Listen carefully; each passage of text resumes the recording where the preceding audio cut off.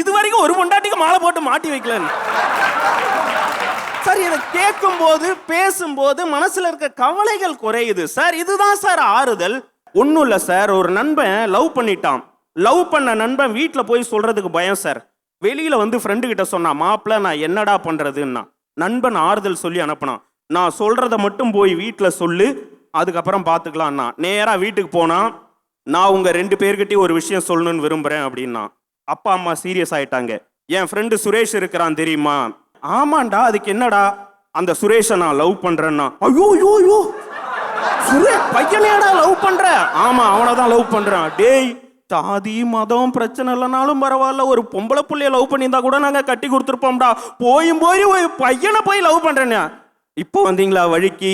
நான் சுரேஷோட தங்கச்சியை தான் லவ் பண்றேன், மரியாதையா கட்டி வைங்கன்னா. மூன்றாவது பார்வை அப்படின்றது எல்லாத்துக்கும் தேவை சார்.